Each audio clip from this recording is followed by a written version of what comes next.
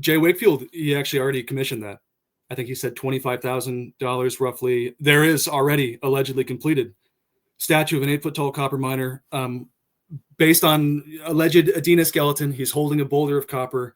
Yeah, so most people have this thing when they interview, they put on their goofy announcer voice, they introduce their videos and all that stuff, and I don't have anything like that.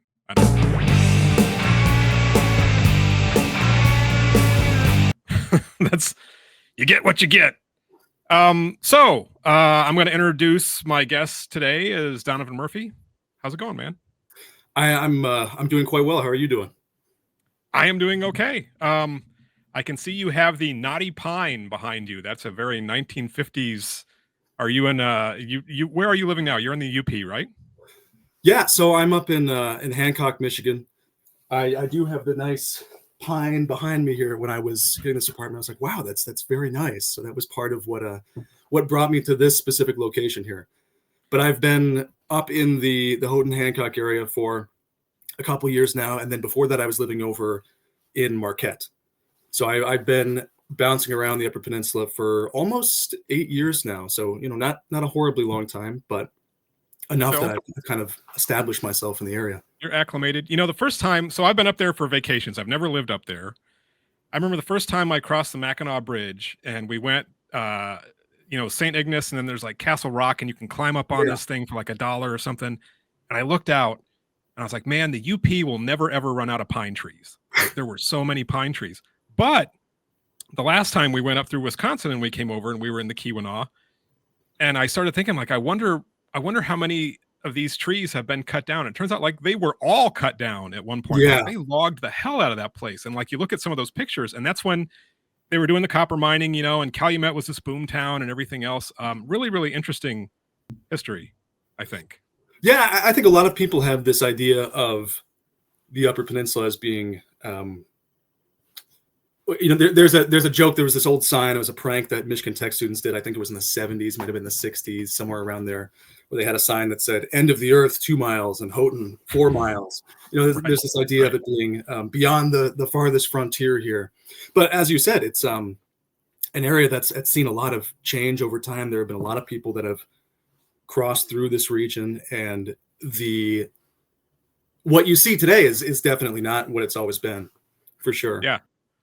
Yeah, and I was really struck too by the evidence of the infrastructure of industrial copper mining. From the boom was when, like, late 1800s, early 1900s, right? Yeah, it talking about industrial copper mining, it gets started in the 1840s, and then that ramps up. Michigan gets passed by other copper producers around the 1880s, but it's still producing up until about the mid 20th century. You start to see some fall off after World War II, especially kind of after the World Wars. And then by the 70s, it's mostly done for now. Who knows what will happen in the future? It could come back, but we are living in the post copper mining era at this point. Yeah. It was, you couldn't miss it. Like, all those big, and I don't remember what the tall buildings are called, because they would have had like the pulleys and everything to like because they were like shaft mining at that point. Like, some of the biggest mines in the world, or the deepest anyway, were there in the mid to late 1800s. My wife, who has spent more time in the UP than I have, like, I remember she was surprised by how nice it seems now. Like, Calumet is like, she was expecting a ghost town, and it's not. Like, it's nice. And actually, I have a kid who said that she had the best matcha she has ever had in some little coffee shop in Calumet. I can't remember the name of it, but it was like a little cafe thing. But so the UP it's back. It's back, baby. Yeah, and it's been really interesting to see just in the time that I've been there. And I would agree, there's a lot of work that's being done to bring back some of the towns that got hit really hard by copper mining going away. Calumet especially being one of those. And it's just a really amazing area. I think it's not as secluded or sort of out of the way as it used to be. More people know about it now. I think, as the tourism campaigns continue, it gets more and more well known over time, but it still does have a sort of charm. And you can go out in the woods and just start finding stuff, which is what I love to do. It's kind of what got me into archaeology, really. I have my father was an archaeologist and my mother's an educator, so I've got some family background in it. But really, what started my personal interest was just finding stuff out in the woods here, and that was basically what I did for years and years. That was my main hobby. Just finding stuff. We've all got our arrival story. But so the reason I'm having you on is not just to talk about the UP, but it's obviously it's a place that's near and dear to your heart at this point, right? You wrote your thesis, which is a 2025, so brand new, but you wrote it on. Oh, I wrote down the name. You could probably recite it, but I'm gonna read it for you. Okay, An ancient vanished race, and that's in quotes. Industrial myth history, which the word, did you invent the word myth history? Because I really like that word. No, that is not my word. Okay. It's a really cool concept, though. It is a good one. Industrial myth history and the alternative archaeology of Lake Superior copper. And you and I have never met. We have corresponded a little bit on Facebook, and actually we might have shared some airspace because I think that we determined that I probably ran into you when I was up there over the summer, but we have not confirmed that, but it may have happened. But you took on this project of trying to understand where these folks are coming from, who are believers or advocates of this idea that there was a connection between the Old World Bronze Age and Michigan copper mining. Why did you choose that, of all things, to write about? Yeah, so it actually goes right back to what I was saying about going off in the woods and trying to find these different structures. I made such a hobby out of trying to cross every town off the map, go to all these interesting stores, try to meet all the sort of local characters, just get as much of a full experience of the region as I possibly could. And what ended up happening, I would oftentimes go on these trips around with my friend Dylan Tybelma, who kind of plays a part in this story here. And he's a big antiques guy. So we would oftentimes go to antique stores or rock shops and things like that. And we kept running into these people that you would get them talking, and the conversations would turn from historical antiques, I have this copper ingot. It would start to turn towards these rumors of, did you hear that ancient people from the Near East or the Vikings were here? Have you heard these stories? My buddy knows a spot where there's this dolmen in the woods, or he's seen these carvings. And it happened so many times that it kind of became a side project of ours to try and track down these stories and figure out, okay, well, where'd you learn this? Where can I find the books that are talking about this? And for me, it was never something where I was really sort of a true believer. I just thought that the idea of it was very interesting. And I was always fascinating with how people reached those conclusions, or how they ended up adopting those stances. So it really was just an outgrowth of my own sort of personal adventures around the area. And by the time that I was really sort of getting towards the end of my undergraduate degree, I was thinking about going into teaching in the classroom. But then I had an experience where I was working up at Fort Wilkins State Park, which is right up in Copper Harbor at the very tip there. And I was running into these stories of the Copper Harbor petroglyphs, which are this alleged site where you have these, we can talk more about that, but you have a few different carvings there. And people were coming into the park asking me if I knew anything about this. And I said, well, no, I didn't. But they were also coming in with all these different sort of misconceptions about Upper Peninsula history in general. And, working there, it's not my job to be like, no, you're wrong. That's stupid. Like, that's not what I would ever want to do.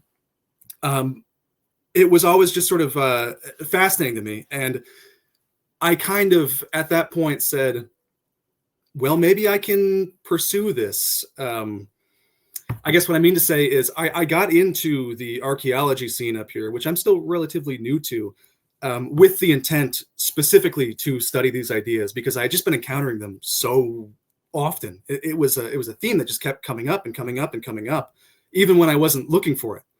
So I was just fascinated with their prevalence, and also with how they kind of connect back into the larger copper mining narrative of the Upper Peninsula, because that's such a big deal here, and it's so ingrained to how people see themselves here. I'm living in the copper country, That's kind of there's an identity that's been built up around this metal here, and that goes back thousands and thousands of years. So that's interesting that it was just kind of so, it sounds like it was so prevalent that you could not escape it. Because one thing that's I'm noticing that's different, the point of talking, they're building a museum, right? Yeah, Like that's the plan in Baraga County, the Ancient Artifact Preservation Society. They have gone a bricks and mortar route. They really don't have a huge footprint online.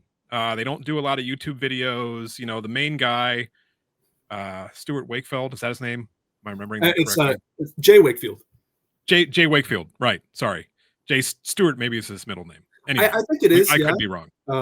I think that's correct, but I'm not sure. Not a lot about him on there, but I know, and I know from watching them in the past, like they'll have this gathering and they'll invite school kids in, and it's kind of a more of a traditional way of, like, a pre-digital age way of getting their message out. But it seems to have been successful, at least in the local community up there, because everybody has heard about it. And it's not like these ideas haven't been in other places. I know America Unearthed did a episode about the copper stuff, and I know that their books are probably available. There are several people who have written books about it, but for whatever reason, that it seemed to me like more of kind of like a grassroots or like local person to person way of like getting that message out there than you see. Like, Graham Hancock doesn't have a museum that he has built to try to get his message across. They don't invite school kids to come and take field trips to see him, whatever. Like, it's a totally different kind of MO. So that interests me about this group. Also, maybe you could talk a little bit about what you learned about kind of where the Ancient Artifact Preservation Society comes from, who they are, and how they've been thinking about communicating their message. Yeah, sure. And I should say I have a tendency to ramble. That's why I mostly write stuff instead of I do too. doing a lot of interviews. When I say it was very prevalent, I suppose what I mean is it's prevalent within the history and heritage space up here. So it's not something that I think any person on the street is going to be super invested in. But when I would go to antique shops, when I would go to museums, I've even seen instances where there are already official museums up here where they have these books there at the museum for people to check out. So it's not something that's coming up every day, but it would come up basically every day for me, just because that's the sort of world I was living in. And working with the state parks, it's tourists that are coming through. And so they're looking for excitement. They're following up on rumors that they had heard in town of, oh, you should check this stuff out. So that's what I mean by prevalent. The origin of the Ancient Artifact Preservation Society, their plans for this museum, like how are they organized? Why are they interested in having a museum as a way to communicate their message? Yeah, sure. So I have had the opportunity to attend one of the Ancient Artifact Preservation Society's conferences, and that was in 2024. My involvement with them goes back a little bit earlier than that. I want to say 2022 is kind of when I became aware of them. And that was mostly through my awareness of their founder. So the organization, it dates back to the 1990s. There might have been some talk of setting things up before then, but the story I got from one of their board members is that it's an organization that was founded in the 1990s by a man named Fred Riedholm, who is honestly, he was kind of a pillar of the community in Marquette, Michigan. When people talk about him, they speak very positively, and I have no reason to doubt that he was an upstanding guy. He was very personable. He had a lot of charisma. He was famous as a storyteller, and he had some experience, which he gained around that time as a folk historian. So he wrote a set of books called Superior Heartland, which was a collection of little historical tidbits about Marquette County and the surrounding area. And all of this ancient copper publication would come later in the 2000s, but it was really in the 1990s that the group got started. So it was kind of the story I got was it was a sort of natural outgrowth of meetings that Fred and some of his associates were already having. I think it was called the something People's Fair. I don't know, a sort of an informal meetup. And what was fascinating about this is when it was described to me, it sounded as it was a little eclectic, I guess. There were people who were involved in Reiki. There was sort of spiritual. It was described to me as woo woo. That's the label that I was given. So I was told, well, we had the woo woo people doing stuff in the front, and then in the back, some of us would be working on something archaeological or somehow related to an archaeological dig or something like that.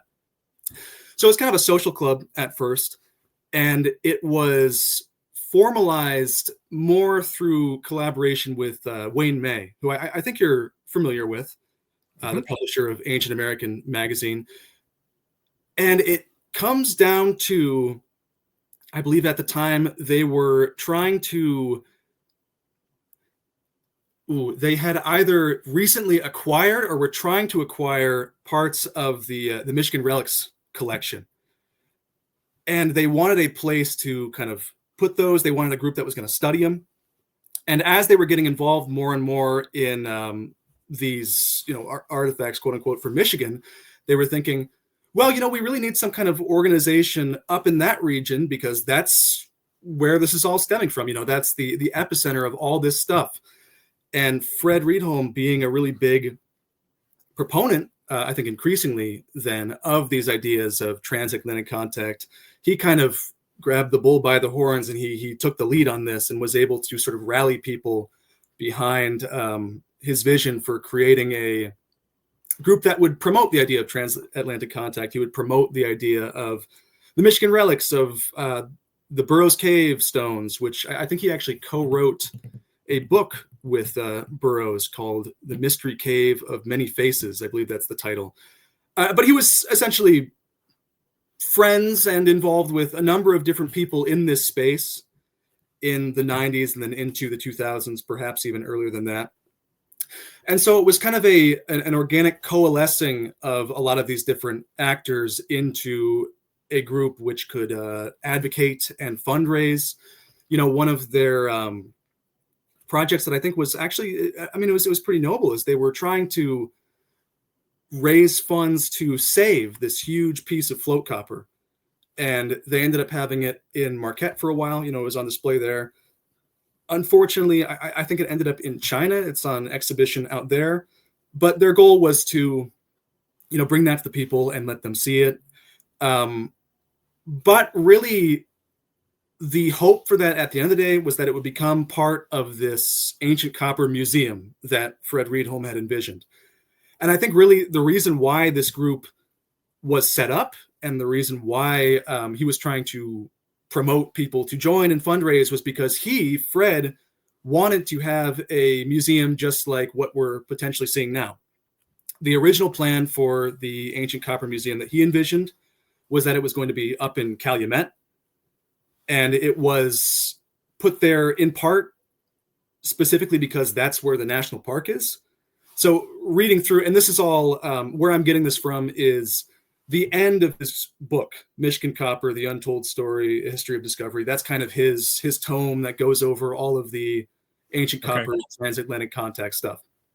It's hard to get now. Here, I can actually grab Yeah, that. I do not have that one. I do have The Mystery Cave of Many Faces, which is a rollicking good read. Right here.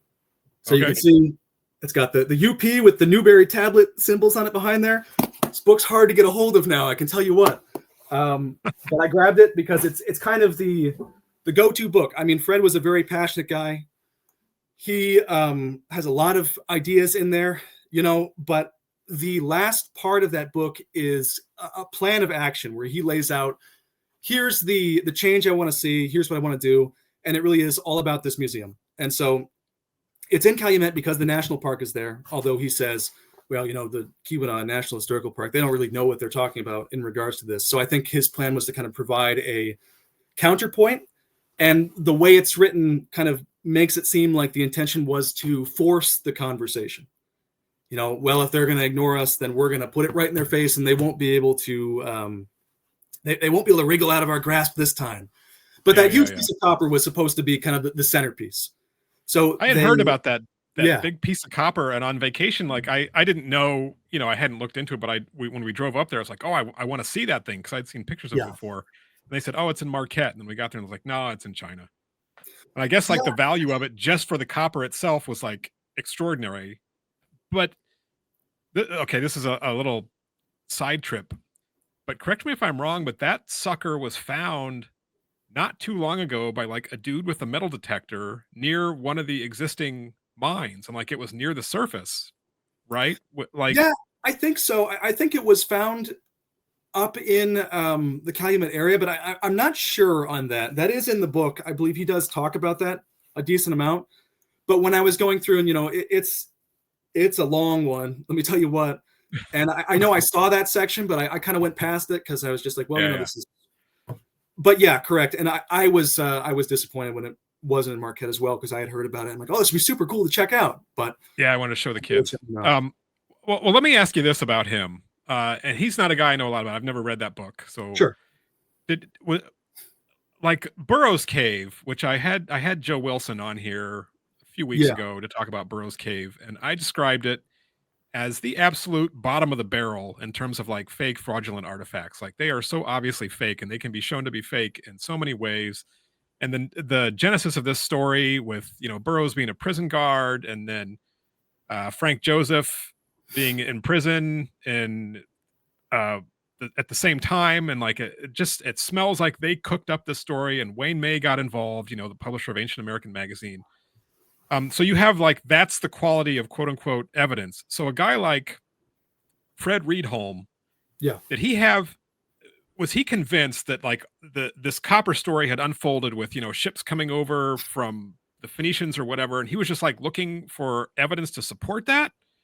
Or did he look at all these artifacts and go, oh, this is telling us this story? You know what I mean? You see my question, like which has taken the lead here?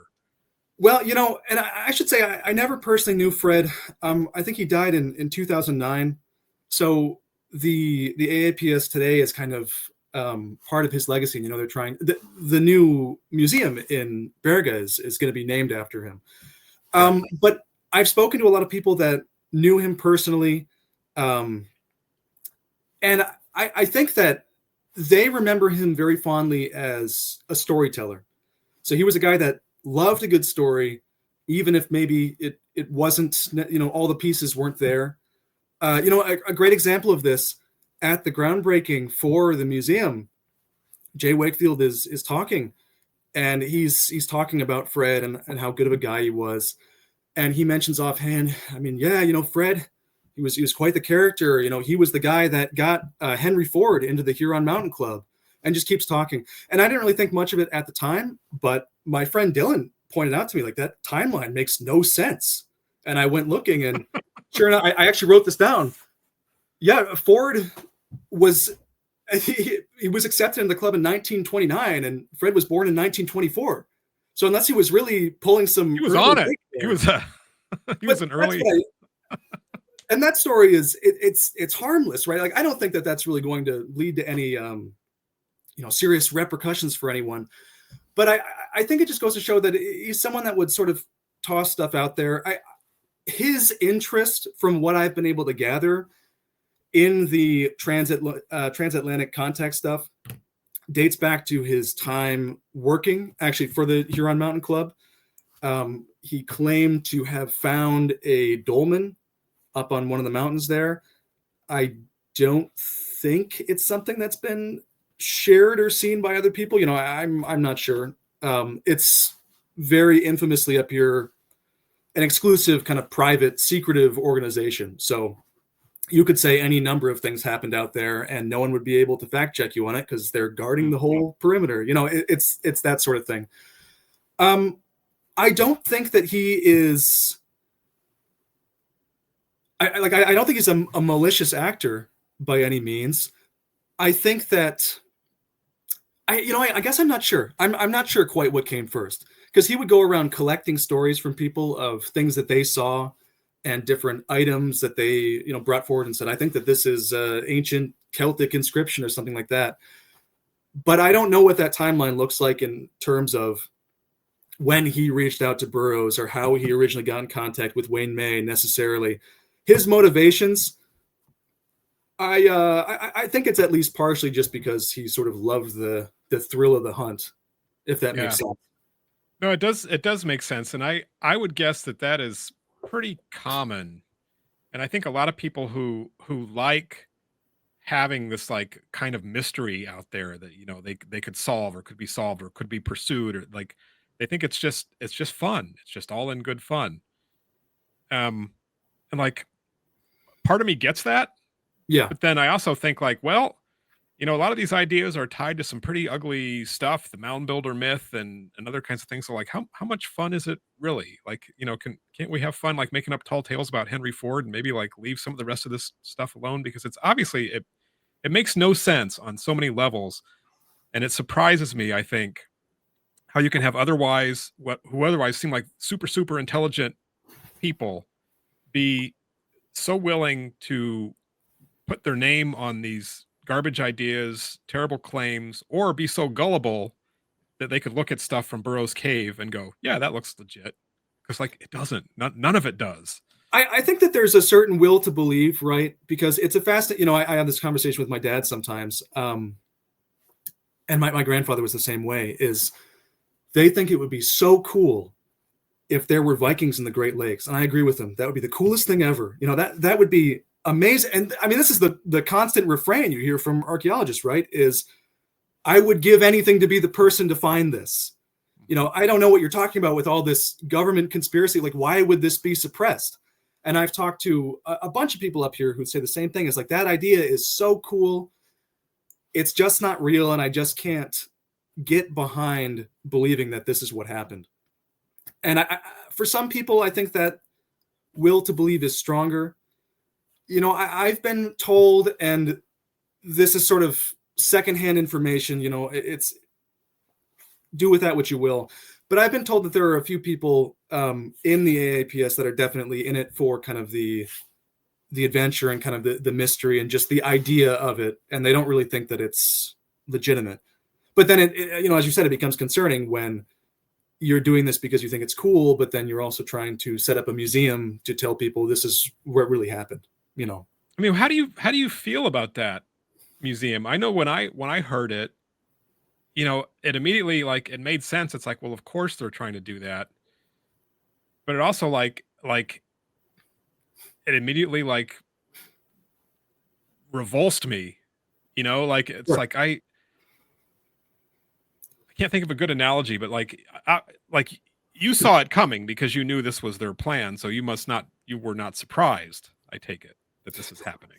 No, this has been in the works for a long time. I didn't really expect that it would pop into being now. It all felt very, I'm not sure if serendipitous is the right word, but it was just like, it all felt very convenient. Like the moment that I'm working on this is also the moment that all of this stuff gets revealed. And it was kind of like, wow, okay, well, I guess this was as good of a time as any to do this. So one thing I should really make clear is that there's definitely a distinction between J. Wakefield, who is the museum donor, and the Ancient Artifact Preservation Society. This is, as far as I know, a donation that is exclusively from him. This is a personal donation. But he is definitely heavily involved in the AAPS. He's written books about this subject. He's been at the conferences. I actually had a chance to meet with him. And I can tell you that personally, I thought he was a great guy, very kind. He's not someone that has any sort of extremist political association. He's someone who I think is very genuine in the sense that this is something that he wants to promote as the truth. I don't think he's trying to make a quick buck off of it. And what I'll say too is there are a lot of, as you said, kind of there's a lot of nastiness that underlines a lot of these ideas, but I don't see that in him. For example, there's definitely a religious undercurrent in all of this work, especially when you're talking about the Mormons. But he was very explicit in the 2025 conference, which my friend Dylan attended to kind of, get an idea of what they were up to this year. very explicit in saying, I don't want to include religion in this. We are sticking to the story, trying to keep it all very above board. So I guess what I mean to say is there's a distinction to be drawn between him and the organization that is in support of this. And I also want to make it very clear that I think that a lot of people that are involved within this group are very much true believers. They're not trying to scam people. They're legitimately doing this and supporting this because they think it's going to be doing a public service, But as I said, it wasn't surprising. I was at the Baraga County Historical Society a few months before this news broke to check out a case that the AAPS already kind of had in there. They sort of did a trial run of an exhibit, and they had a case full of different copper artifacts. And I think it's chapter 3 of the thesis. I have a semi-lengthy section where I kind of go through and I've got pictures of the different things that were in that case. And what's interesting is none of it is explicit. They never once come forward and say, yeah, this was made by Phoenicians. You will not see that one time in the entire case. It is entirely sort of leading questions, if you will. I think there's one description that's especially damning where it says something along the lines of, it labels the piece of copper as cast copper, and then all it says is Native Americans didn't use this, but you know who did, and just kind of leaves that on the table for you to figure out. That was somewhat surprising to me, the fact that they weren't really coming forward with those beliefs and being clear with what they meant. And I'm wondering if that's going to carry over into the museum, but I can't imagine with the sort of stuff that they've talked about putting in there. Yeah, so I watched Jay Wakefield's, he gave a little talk at the groundbreaking, and he said, we're going to tell the whole story. A long story. It goes from Michigan to Egypt, and we're going to teach the whole thing in here. And we'll have artifacts that people have never seen. So I read that as like, I would be surprised if it doesn't go beyond like the hint, hey, it's Bronze Age, fueled the Bronze Age. What do you think? And like lay out, because I know he's got, one of the few things I found out about him online was he's got an article that Graham Hancock put on his website where he kind of lays out his case for the Uluburun shipwreck, and other stuff and Phoenicians. And so I think, and I know he's written multiple books, none of which I've read, but I've seen him promote them. So he's got a story, and if I think that no matter what the name of it is, I know they're going to name it after Reed Home, but I don't know. It's one of those things where I'm curious to see what they do, but I also kind of don't want to know because it'll probably make me mad. Jay Wakefield, from my understanding, he kind of styles himself as a world traveler. So one of his big criticisms of, I guess, established archaeology, and I'm sure you've heard this before, is the idea that, they're sitting in the ivory tower, they're in their office writing these papers, but they haven't gone out and seen the world. Whereas I've been to Greece, I've been to Britain, I've been all around these places, and kind of that's his authority that he's bringing forward, which I can see the thought process behind that. I understand that there's value in going out and having these experiences, but I mean, you can be wrong anywhere in the world. It's yeah. And this, a lot of these guys, I'm going to cast a broad net because they cast a broad net. Like they look around, they try to connect dots all over the world, and they come up with this narrative. They completely discount the hundreds of thousands of archaeological sites that we have found and documented in this country that have absolutely nothing of the sort in them. The evidence is always a rock with a face carved on it that, some guy in Southern Illinois says that he found. Like it's never in context. It's rocks with stuff carved on them. You've got two classes. You've got your fake artifacts like Burrows Cave and the Michigan Relics, and then you've got your misinterpretations like saying, "Oh, this is cast," and I'm going to call this Bronze Age, even though it's copper. It's not bronze, and even though the timing doesn't match up at all between the New World and the Old World, like we're just going to ignore all that. People were using copper here at, what is it, 7,500 BC or something like that. It's so easy, I think, for these stories when you're in it for the fun. And you don't really care whether you're right, you're just trying to cook up a tale that people like, but it's easy to ignore all of the hard work that those of us who actually do archaeology have been doing for decades and generations now to figure all this stuff out. You can just ignore that. Like that's not cool. That's not interesting. But Yeah, I've dug stratified sites and stuff, from the woodland and the archaic.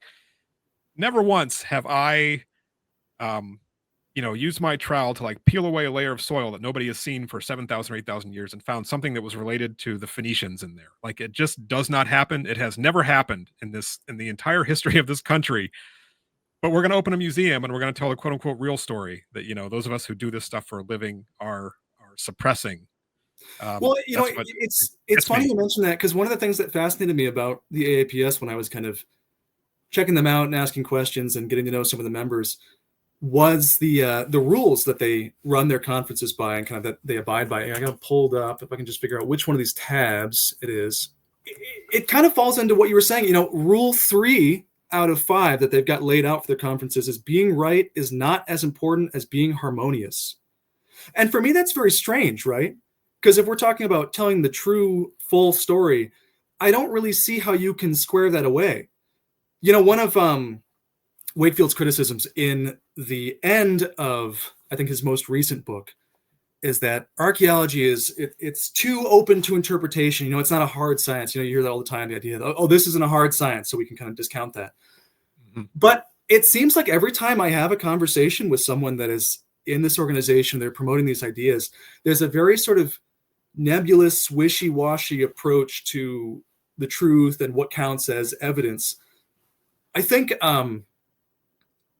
they have a tendency to throw everything at the board and just see what sticks, is I guess a way I would describe it, and then try and recenter truth at that point. They take outliers, they take things that are not real, they take frauds, and then instead of saying, okay, this doesn't really make sense with what we know, and this isn't really jiving with other aspects, instead they recenter the discussion on that point and say, what can we uncover to prove that this is real?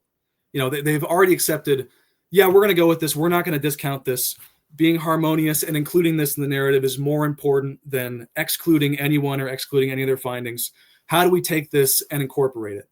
And that's why you see, Fred, the back of his book, he's got this the timeline of Michigan copper, and it's everybody. It's a who's who of the ancient world. You have like every group you could think of is just getting thrown in there, because I guess at some point someone said, "Oh, what if the Japanese were here or something like that?" And it's like, okay, we'll find a way to fit that in. Don't worry about it. Yeah, we got you. I mean, we'll figure it out.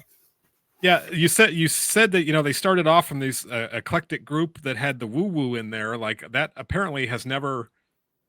Like I have wondered that too. Like if you accept everything because it's important to accept everything and get along and not be critical, how do you ever know, when you've got this, like that's not a way to come up with a robust explanation of the past. But I think, and this is a critique of Wayne May and kind of that Heartland Mormon perspective. Like I think that helps them, because the more people you have traipsing back and forth across North America, like the more likely it seems that, hey, the lost tribes of Israel were here too. Why not? Everybody else was. So like, it seems like that kind of harmonious acceptance of just, I call it the baloney cannon, just like keep shooting stuff out. And it's like, well, now my idea doesn't sound so ridiculous because I think that the woo-woo stuff is maybe kind of a point of contention a little bit within the group. It seems like something that not everyone's really comfortable with.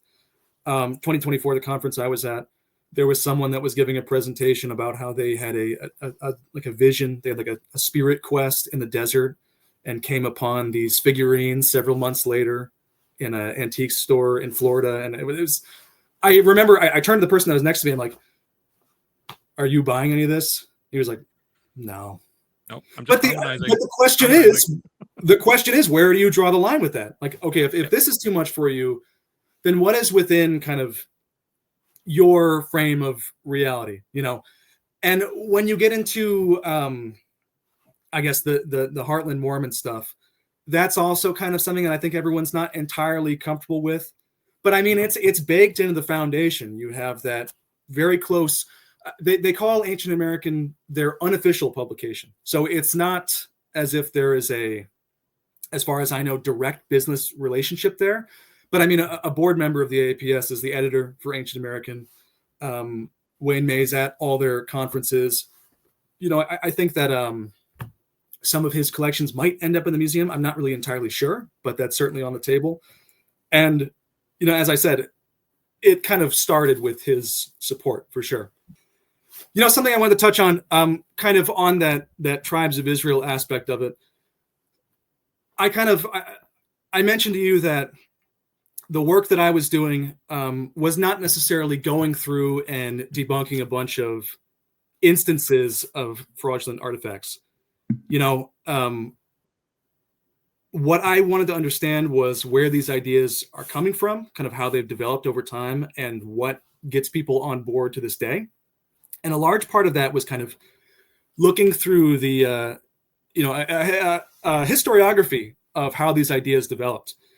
And something that I've noticed cropping up more and more recently is kind of this, I guess what you could call the conspiracy aspect of transoceanic contact. It's one thing to say, oh, well, maybe Vikings were in this area of the continent, or maybe, a group of people had arrived at some point in time. That's one thing. And I guess, whether or not there's any evidence for that, you really oftentimes not, but it's not something that I would entirely discount, say, no, there's no way this could have ever happened. I think that oftentimes people within archaeology are kind of strawmanned by these groups as people that are totally stonewalling them, and they would never accept any sort of contact. Yeah, that's nonsense.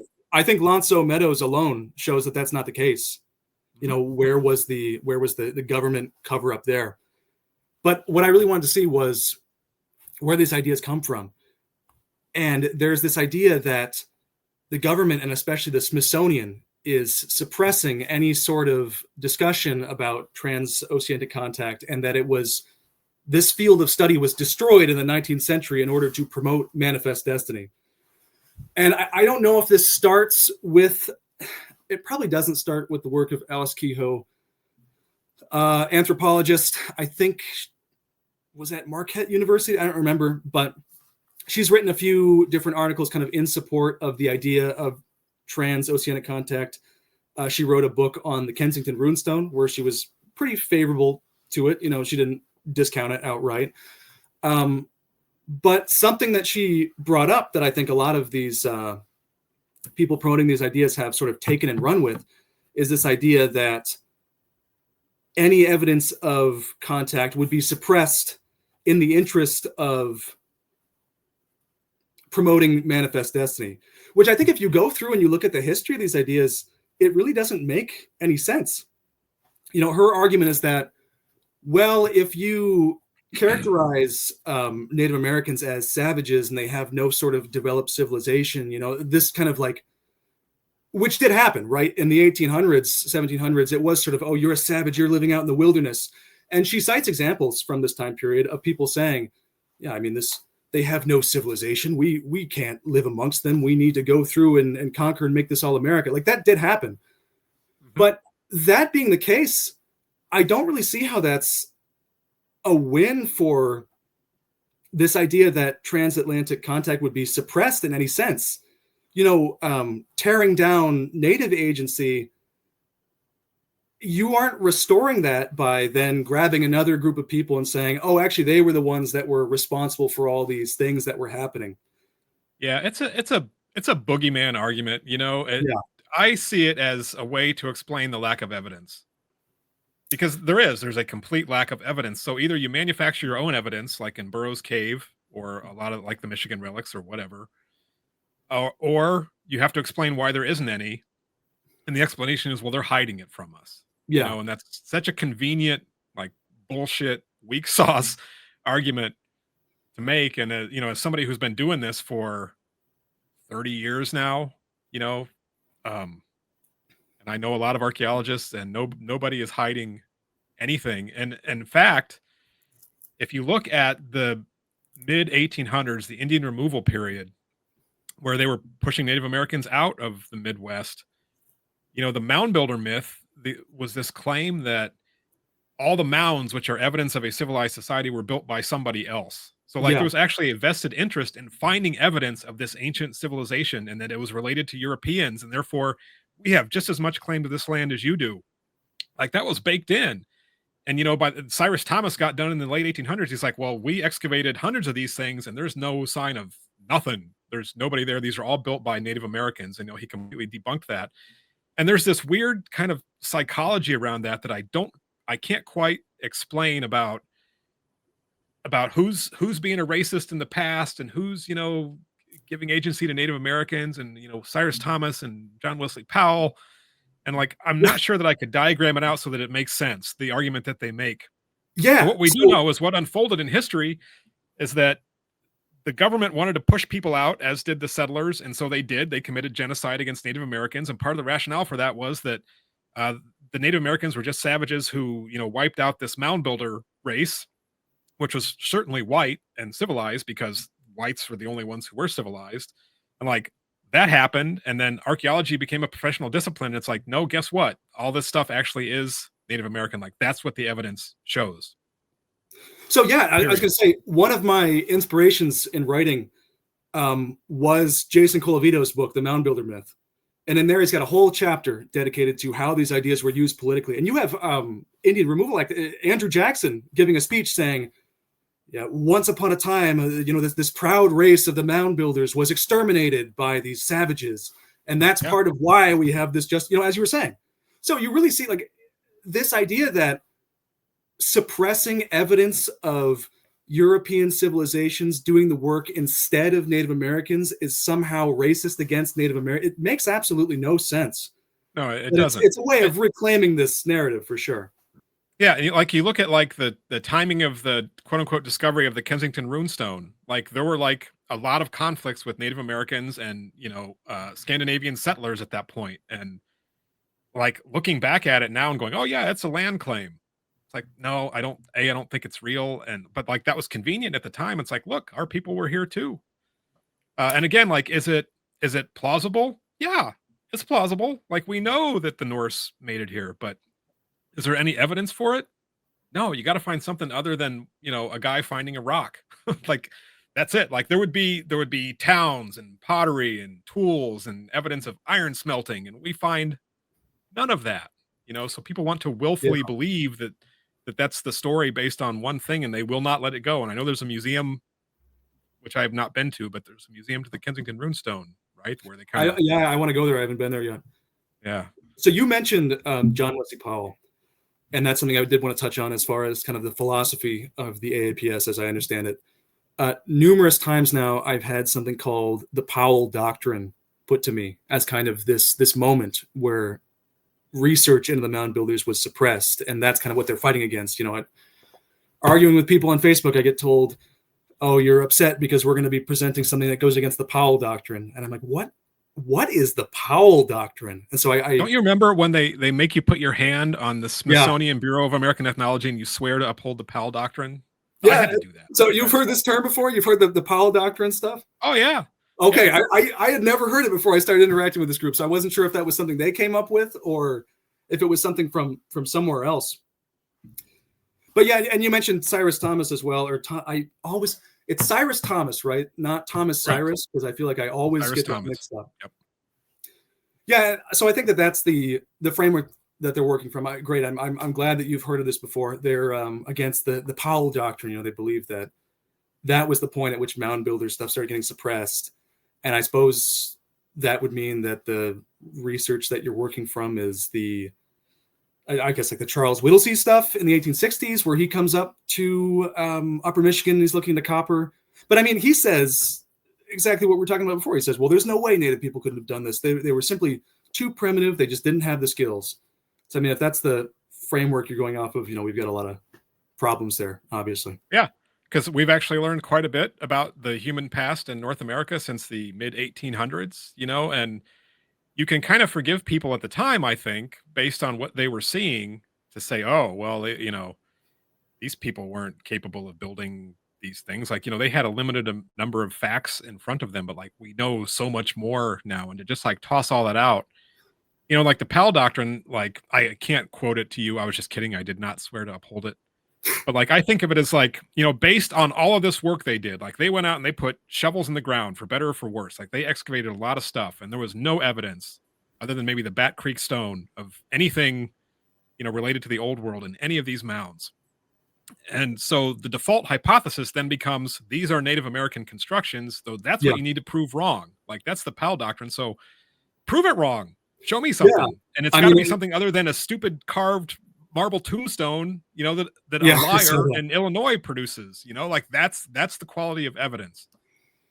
I mean, that's what it comes down to. It's the first report of the Bureau of Ethnology where he says, we have no reason to think that this is non-native. So we're going to direct our work towards learning more about Native peoples instead of running around and trying to find reasons why it wasn't them. And this is quite contentious. It's kind of seen as the Smithsonian kind of has become the archaeological deep state, I guess, if you want to start making comparisons. And I've been kind of fascinated with how far it's gone. I heard at the 2025 conference, they were talking about how the Pope is involved with this. Sure. And that they can't reveal these evidences of Phoenician contact or Celtic contact or Viking contact because all of a sudden then these groups would now have some sort of claim on North America, which also doesn't really make a lot of sense. I mean, once again, Lonzo Meadows, I did not see the Norwegians coming in and planting the flag and saying, well, we own this, right? But let me say, I hope this museum does not get built, but I think it probably will because I don't see what's going to stop it. So that's a point. But I want to make a bet with you if you'll take the other side of it. Okay. So I saw this as I was looking through your thesis, and I had this idea independently. Also, you're talking about Smithsonian conspiracies and hiding of evidence. Giants, copper mining giants. Obviously the Smithsonian has confiscated all the giant bones, not only from North America since the Smithsonian was there, but from all over the world. I've seen them.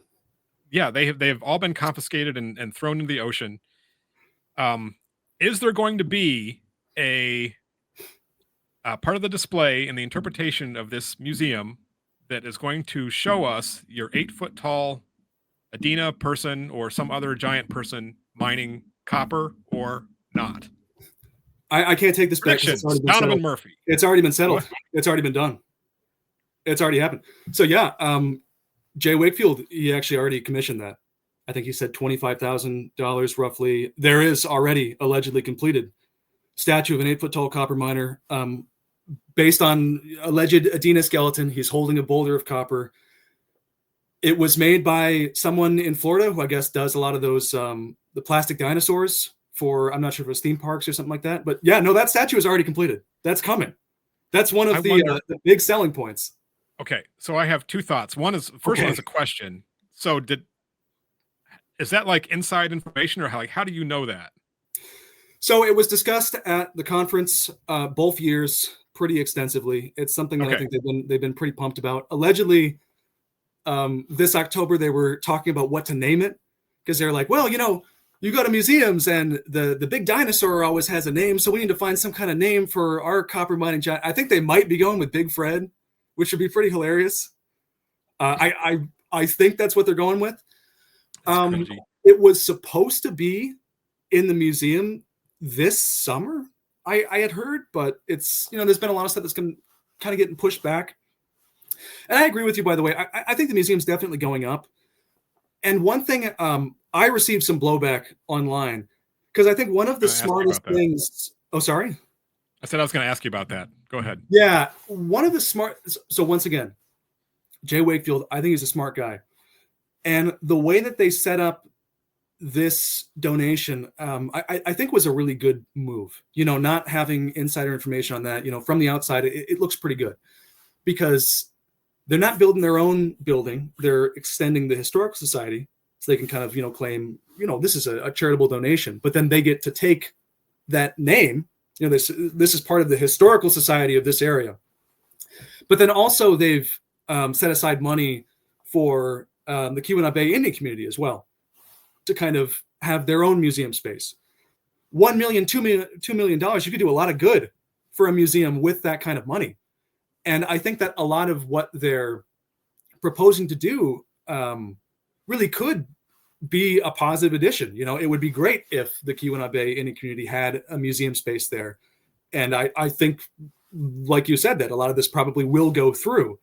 I don't think it's going to be a good look. And I think there's going to be a lot of people who don't realize what's been done until after the fact.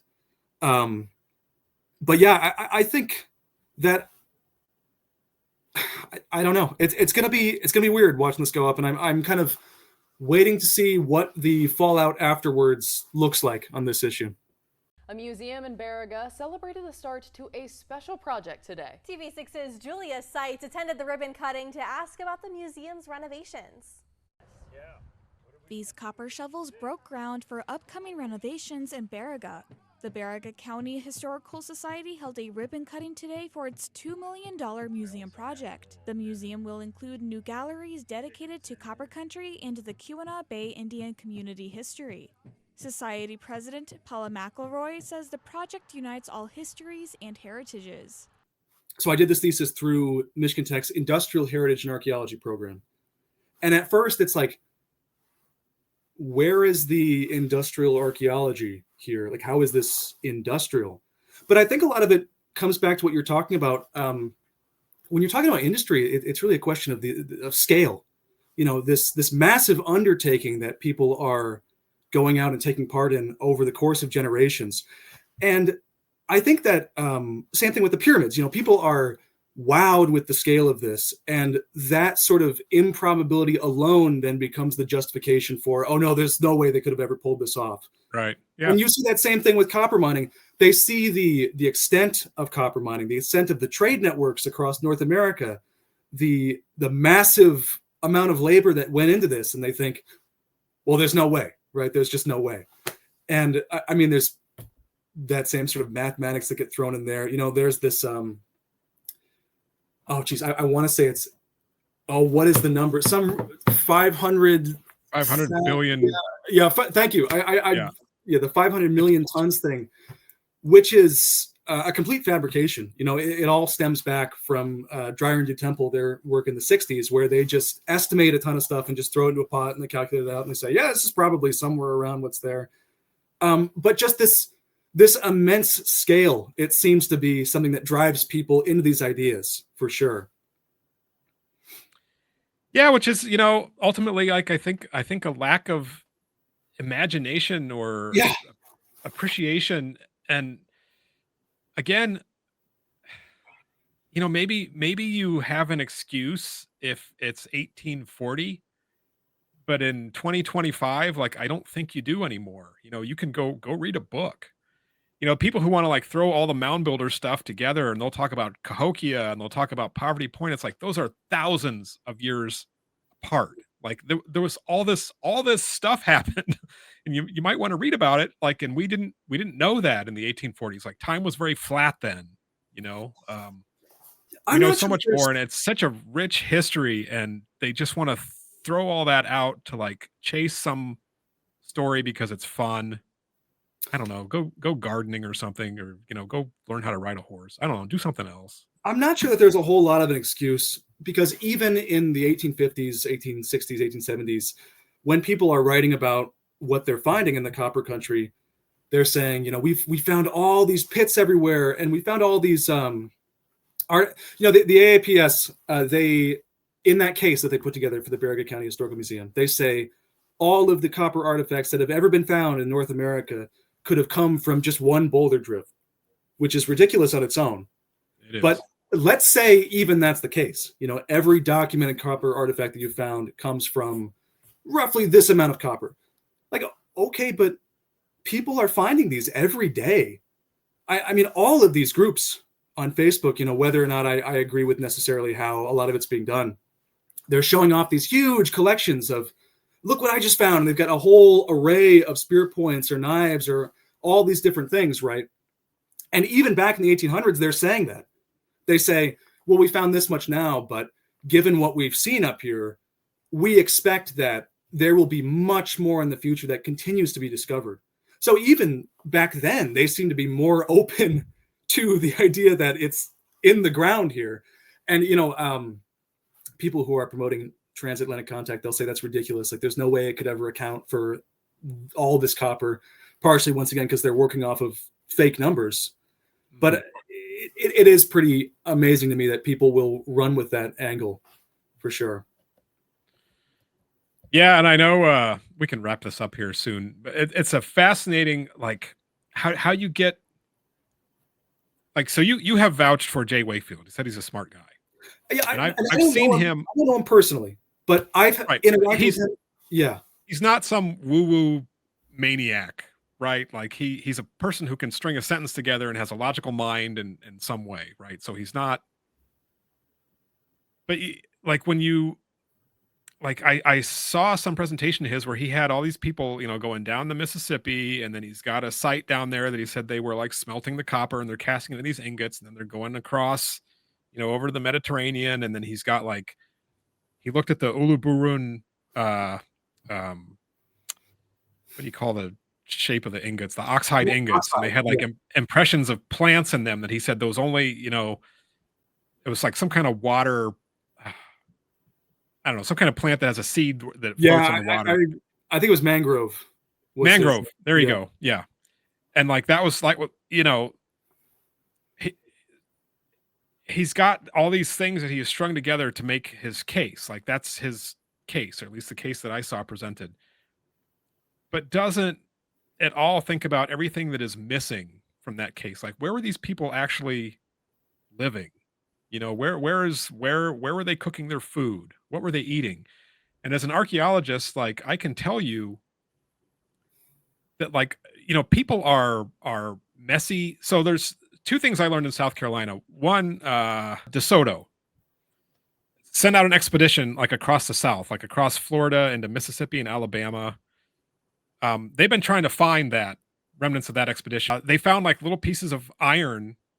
And so they think they found his campsite, and like, those little pieces of iron had been taken, cast iron, taken and smashed and then made into like little arrowheads and stuff by the indigenous people who they encountered. Like, they were able to track that down, and you can find that. And like, if you look for it, you can find it.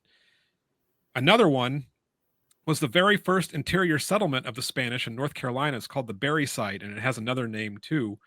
But they like left a contingent of soldiers there, and they built houses, and then eventually they got killed or chased out, and the houses were burned down or something. But like, there's archaeology for that. Found that site, and we're able to like document it and see what happened, and like use archaeology and the study of the material record to find like a very, very brief event that unfolded over just a less than a year.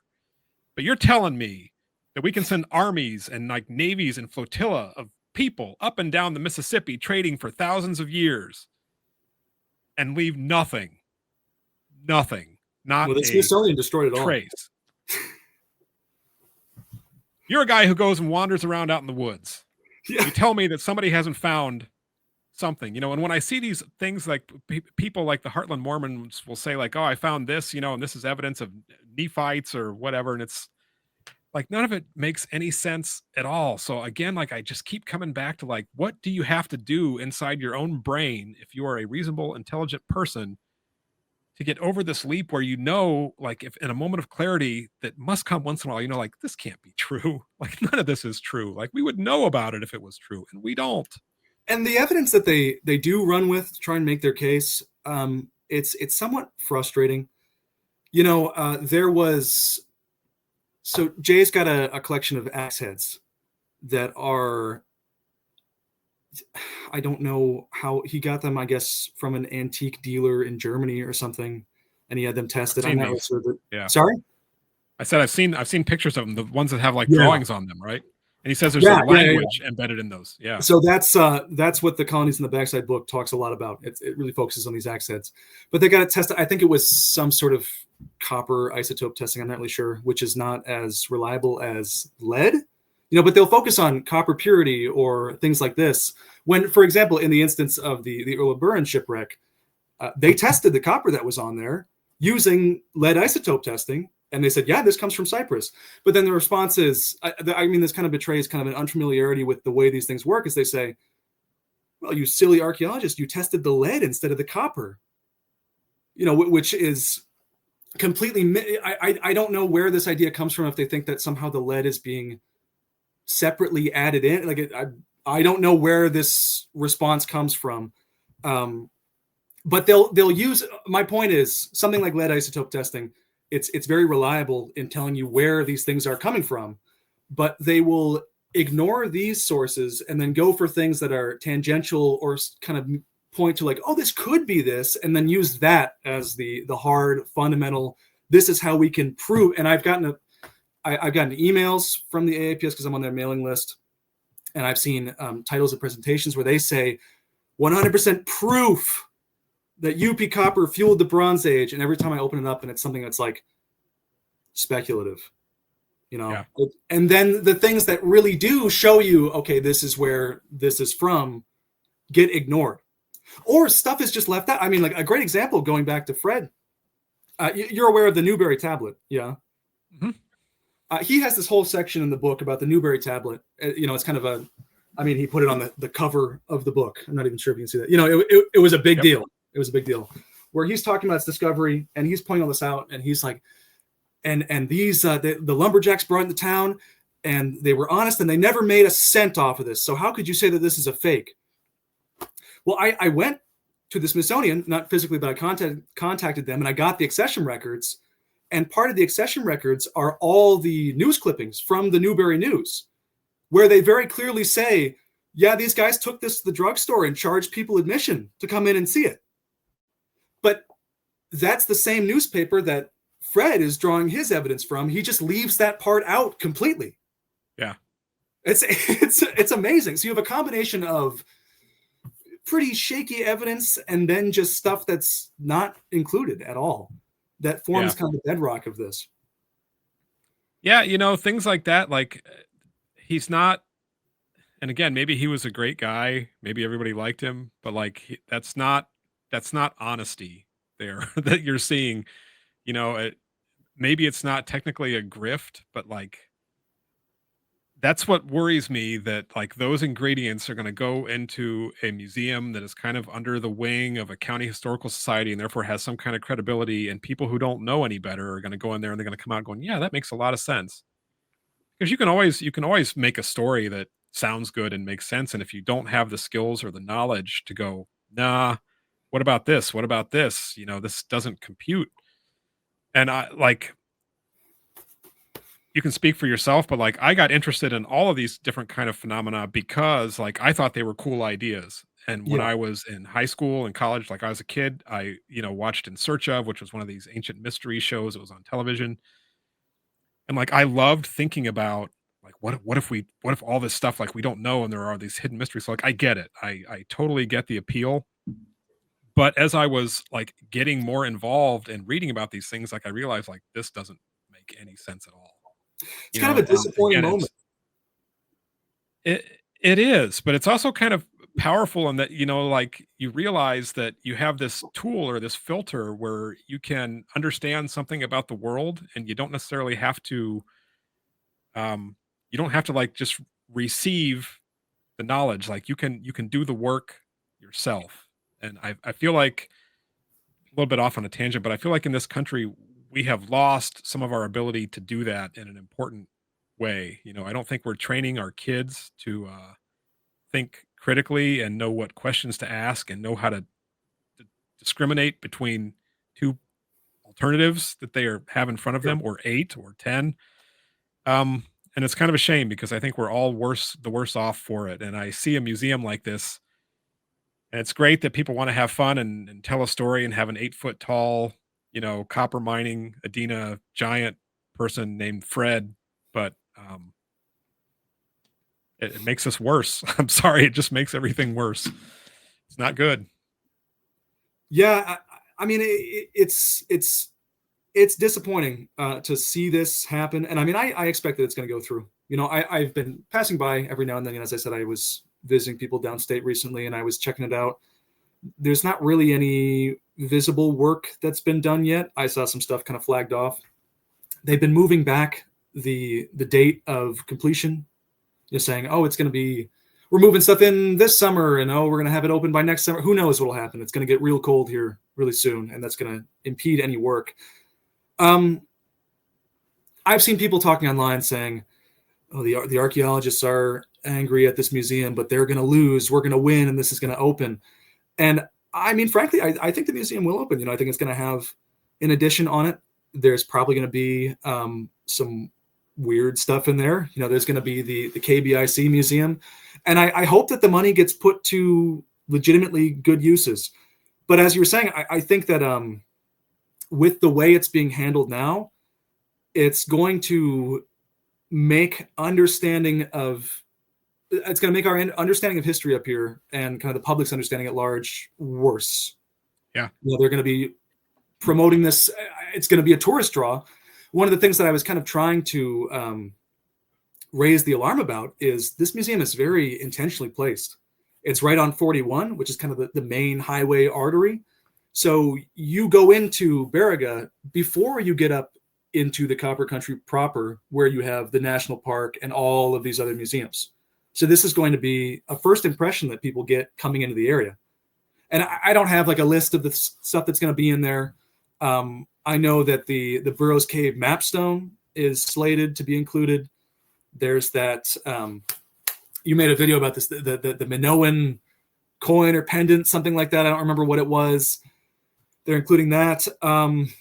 There's the giant statue. So that'll be excellent to see once that's on display. But yeah, I think it's going to do damage. And I hope that it's something that museums in the region are prepared for. I mean, I know that Jay was very adamant about not making it religious, but we are essentially getting our own creation museum up here. Yeah.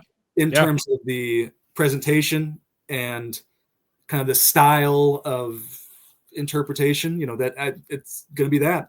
And I would be pretty embarrassed to be on the museum board. I think from what I've heard, there are people on the board that are not thrilled about this, and they're kind of worried about being seen as selling out, but I don't know that for sure. It's just rumors that I've heard around. I don't understand why. I mean, $2 million is a lot of money. I can understand from that perspective, but I don't understand how the curator gave the stamp to go through. And I'm a little worried for the tribal museum once they get set up, and then the next room over, they're talking about giants and Phoenicians and all of these other things that undermine the history that they're trying to display. Yeah. It'll be something. I don't know when I'm going to be up there next, but if it's open, it will surely be tempting to stop in. But hopefully, yeah, we should go. If I'm not banned or something, then I would love might to need go. a disguise. Yeah, I'll They're wear gonna let the you in. mustache and the Groucho Marx get up. Or, like, I don't know how tall you are, but we could get on each other's shoulders and have like a big trench coat, like do that like they used to do in the Little Rascals,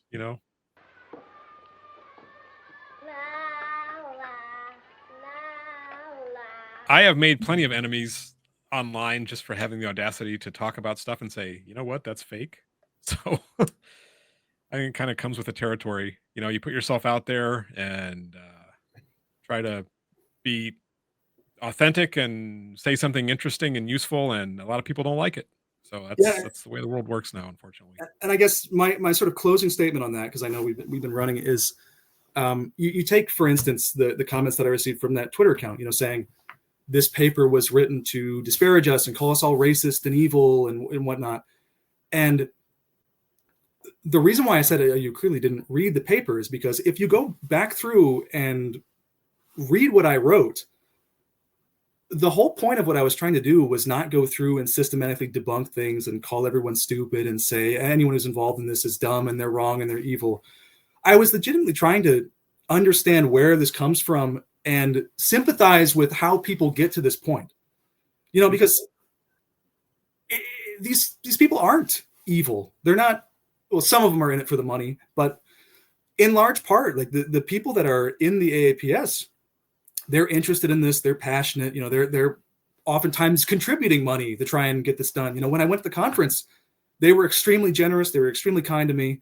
It just comes down to the fact that it's just not true, and that's unfortunate in some sense. It's a cool story, but it's just not something that we should be promoting. And it's definitely not something that I think that the community in the Upper Peninsula here should be moving forward with as the story that we want to tell, which is why I'm here talking about it today. Yeah, no, well said. I think that it is very much lacking kind of a critical eye to the story, and that's unfortunate. And I didn't get any sense of nastiness at all from your thesis. I thought it was very even-handed. I didn't read every single word. I read the chapters that I was most interested in, but I thought it was well done, and I'm glad that you're the only person I know that has like talked about that group and that context, and like that's, I think, really useful because someday all of this will be history, and it would be nice to have more of the kind of things that you produced to help people figure out what went on here, because I think that we are in a strange place in terms of pseudo-archaeology and pseudo-history right now. In fact, in one of my upcoming shows, I hope to interview somebody who is promoting all of these ancient alien artifacts that are being excavated in Mexico. And I know that I will probably get flack for it because, like, why are you having that guy on? But I tell you what, like, if I could interview James Scottford and Daniel Soper, from the Michigan frauds, like, I would talk to those guys and see what they had to say. And, if Russ Burrows wanted to come on, like, I would talk to him too, and I would ask him the questions that I want to ask him, and that would be useful to have. So I'm glad that you did what you did. Yeah, and thanks for having me. I know I as I said, I kind of just keep going at some point, but I appreciate you letting me talk here and for giving me the chance to talk to you, because I know we've been bouncing back and forth a little bit. Yep, you bet. And if any listeners actually made it to this point in the show, you win a prize. Just comment. The secret number is 531,228.4. Put that in the comments, and I'll know you made it all the way to the end. All right. Thanks, Donovan. This was a good conversation. Yep. Thank you very much. Thank you. Bye-bye. Bye.